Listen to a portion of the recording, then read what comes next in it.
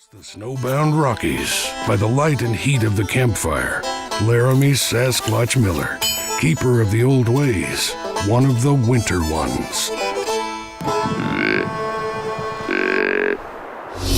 You know, this is the kind of situation where hunting smarter, not harder, is the best thing you can do. Here in the whiteness has come robe season, when venison is what a man needs for food and warmth to survive. And Laramie will honor the traditions in the way he hunts his game.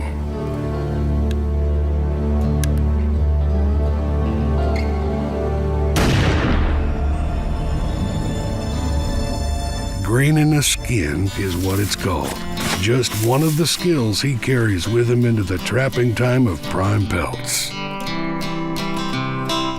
For the old-time mountain man, hunting was an extension of his real work, the work of setting traps and capturing and skinning fur bearers to sell at the rendezvous come spring and summer.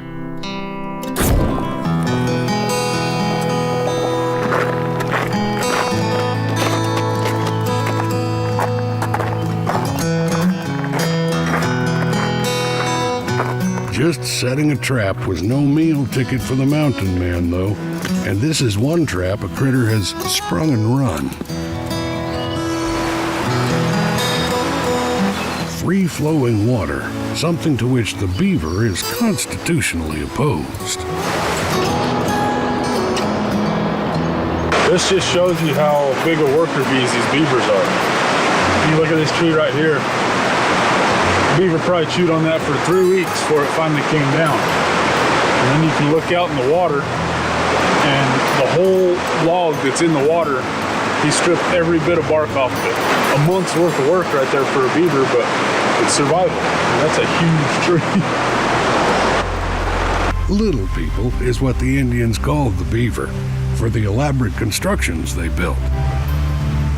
But the little people sometimes took their perverse revenge on the mountain men who trapped them.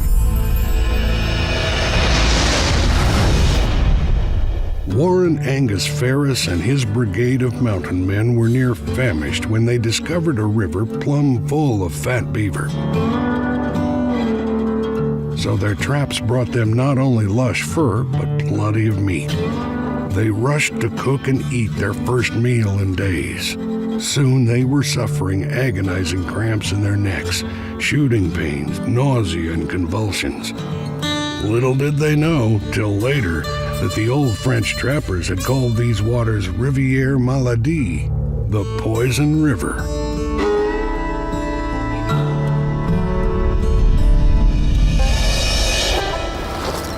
Let's hope Laramie is not trapping on the poison river.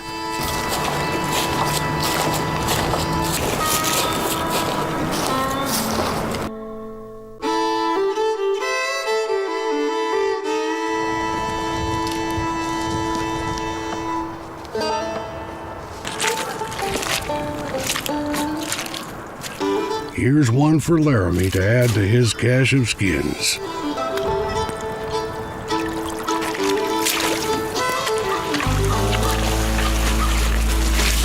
That's a conibear body gripping trap. Instant death for a fur bearer.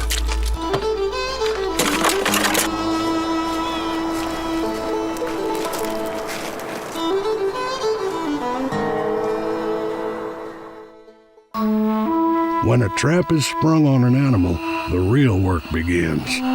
Skinning is art as much as craft, and key to having the most saleable pelt or plume to carry to the fur trader.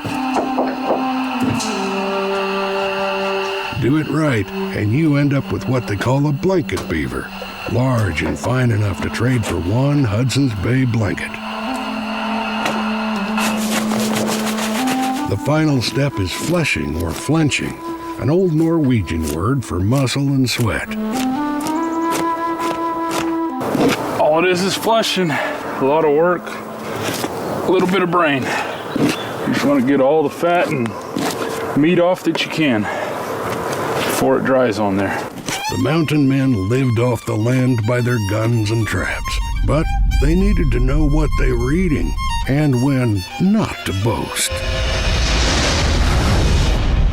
Among Warren Ferris's stricken party was one who seemed to have escaped the ill effect of the tainted beaver meat and bragged about being a tougher breed of hoss than his partners, who took a decided dim view of his bluster. Soon enough, though, this man was doubled up with even worse torments, throes, and paroxysms, much to the general merriment of his fellow trappers, who ragged him mercilessly about his lofty opinion of himself. And now for Laramie, he hopes he can avoid the fate of the mountain men whose shadows he walks in. We got something. Look at that thing. That is cool. Look at that.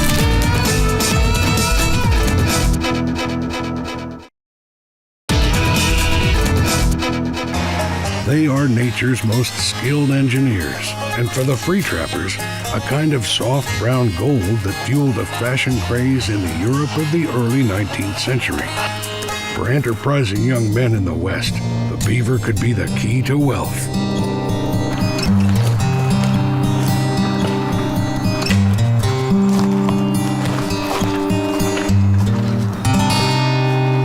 You look right here, this is a great example of how them beavers just strip the bark right off the trees. They love to eat the bark. The bark on it is what gives them nutrients. I mean, that tree completely stripped. You look at all the trees that they drop them strategically, whether the limbs be close to the water so that they can drag them in easy, or they're actually laying in the water so that they can just get right to them in the water, because whenever anything happens, they go to the water and they go down deep and go straight to their hut. That's their safety, away from coyotes, bears, whatever might be after them. Little considered is the damage beaver can do. Damming rivers, killing trees, undermining canal banks. Without trappers to slim their numbers, they could wreak havoc on the land.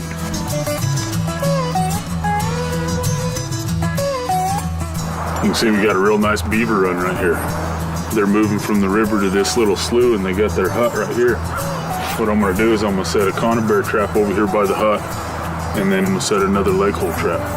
Hopefully we can catch two beavers at once. If you look at that right there, you got two safety locks right here that keep your springs held together while you're setting it, and that's your trigger. What happens when the beaver goes through this box, he's gonna trip that trigger and it's gonna come smashing down. Right on his dome. That's one heck of a headache.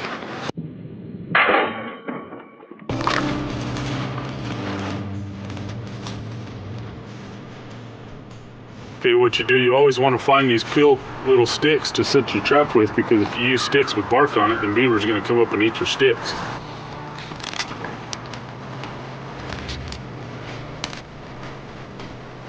These sticks, all they're doing is keeping that trap upright so that it doesn't fall over one way or another if the water raises or lowers or whatever might happen. You always want to tie your traps off. It's called a blind set. The beaver's going to be coming in at night. You got your nice little runway. It's kind of barricaded off a little bit with the log on one side. That beaver's going to come in and he'll probably rub right down that log. Well, then he's going to come into that trigger. He's going to hit that trigger and it's going to close. That'll be that.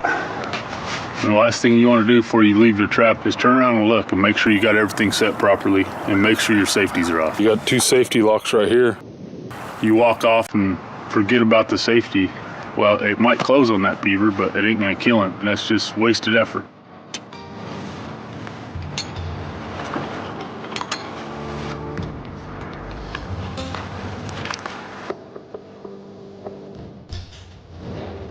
What I'm gonna do now is I'm gonna take some of this beaver caster and I'm gonna spread it.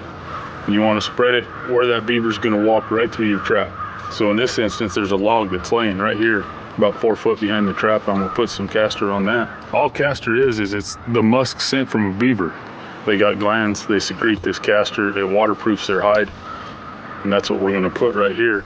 And all it is kind of a territory scent. A beaver is gonna smell this and he's gonna come check it out. He's gonna wanna see what other beavers are in the area. The reason you wanna put your scent away from the trap a little bit is because you want that beaver to walk through your trap. You don't want him to come sniff your trap, because then it's gonna shut on his nose and more than likely it's not gonna catch him. Yummy.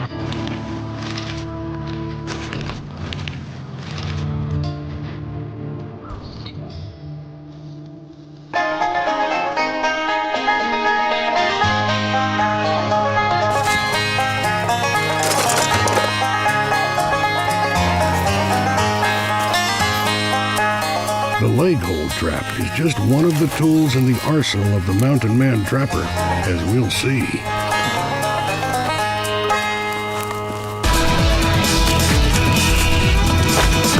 Imagine that latching onto your leg.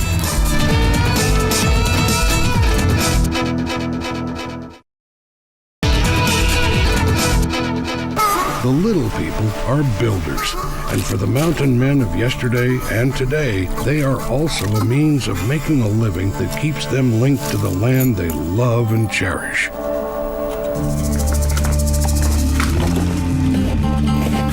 Not all traps are set by the water, and not all are set for beaver.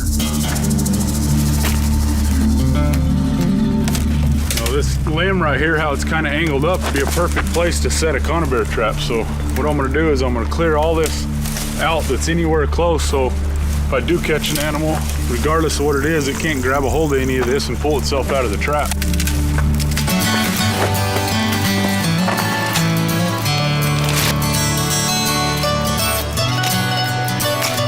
Okay, what I'm going to do now is take my trap, is I'm just gonna dummy set it. That way I know where to put my nails in the tree to hold my trap off the ground. There we go. And you wanna set 4 nails in that tree. And the reason you don't pound your nails in all the way is because we check it. Well, obviously I gotta narrow the gap, make them a little closer. See, I still got a little farther to go. And once you get it set good, set your trigger.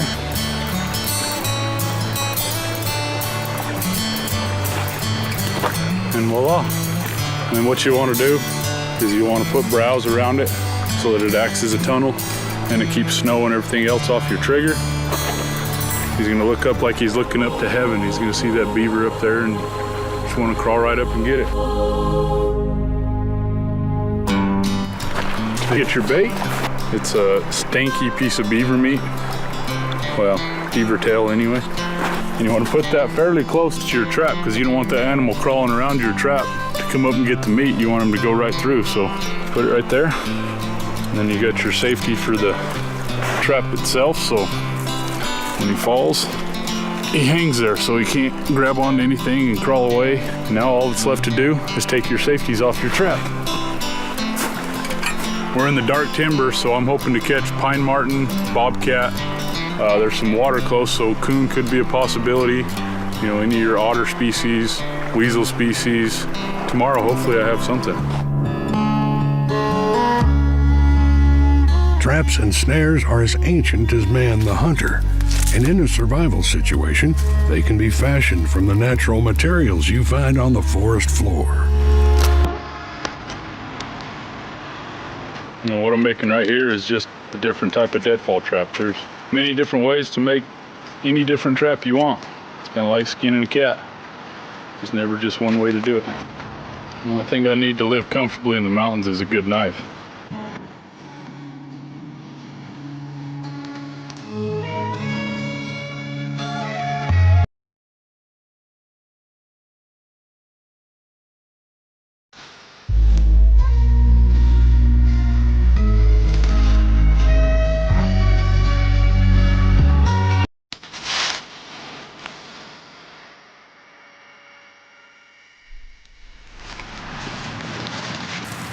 What's going to happen is that squirrel or pack rat's going to come walking in through here like this. He's going to see that moose jerky, and if it's a pack rat, he's going to climb up on this stick. If it's a squirrel, he'll probably get right here and try to pull that jerky off that leather, and when he does that, ouch. And remember, this is strictly for survival. Deadfall traps like this are illegal in almost every place in the United States, so don't go catching the neighbor's cat in it. It was in just such a survival situation, far to the north, that Laramie used a primitive trap of a different design to catch a meal to carry him through the day.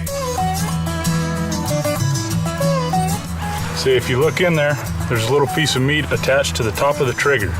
He's gonna see that and say, oh, there's dinner. He's gonna go in there to grab it, and it's gonna trip that trigger. The branch is gonna swing back, pull this out from underneath, and it's gonna squish him. So like this. Voila! Looks like something was hungry. What do we got here? We got a mud-seasoned red squirrel. It's gonna be red squirrel pancakes tonight. It's not a jungle out there, it's a diner. Tonight, though, there will be no pancakes, no syrup, and no butter out here in the wilderness.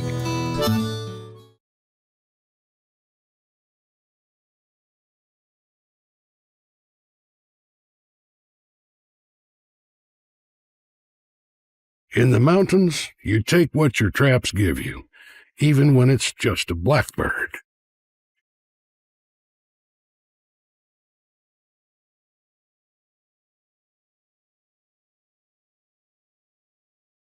Revenge. It's said to be best eaten cold, but crow should be eaten warm, roasted the mountain man way. It's a diet we're all obliged to sample from time to time.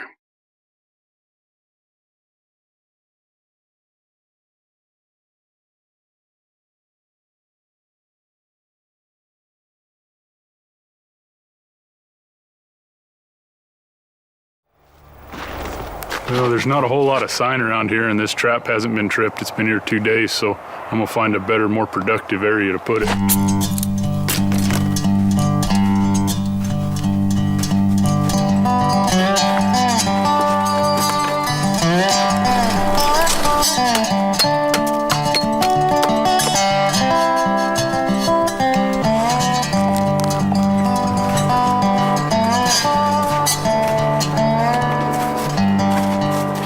I can see it from here. We got something. Look at that thing. You can see he's been eating. Looks like porcupine. I bet he's got a porcupine quail right here in his head.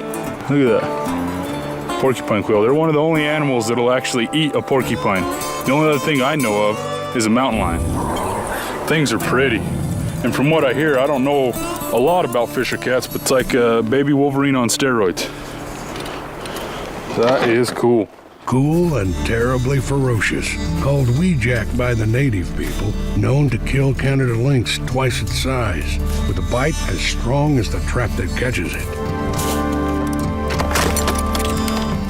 At the very least, Laramie now has the makings of a fine backwoods cap.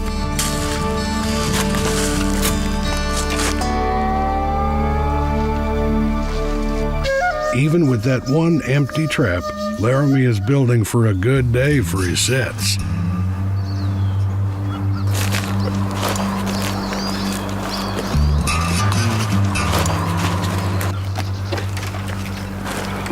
Yeah, buddy. Got a live one in the trap. Now we got to take care of him.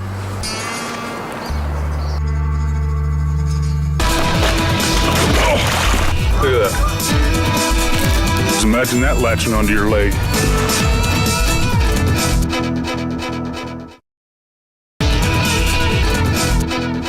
The wild animal master builder, and one of the greatest challenges for the trapper. Got a live one in the trap. Now we got to take care of him.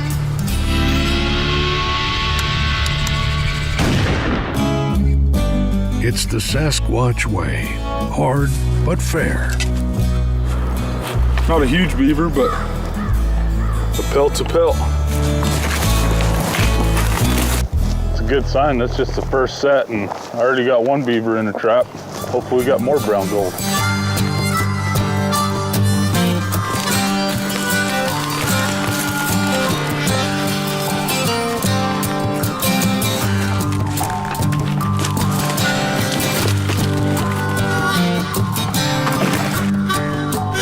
A little Sasquatch-made bridge. The Sasquatch way.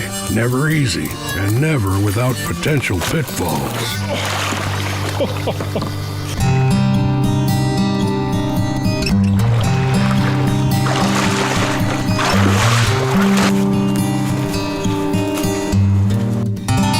awesome. You know, that's a nice thing about these conifer bear traps. You got a leg hold, that animal's still alive, he's thrashing around, he can damage his pelt.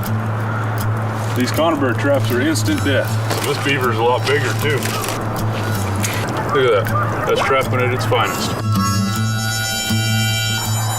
Look at them chompers, imagine that latching onto your leg. Wouldn't feel too good. And their teeth that never stop growing. Well, no luck on this set, but that's the way it goes. I'll take 2 beavers in a day. That'll work for me. You know, some days you can go 2, 3, 4 days being in a good spot like this where there's a lot of beaver sign and never catch one.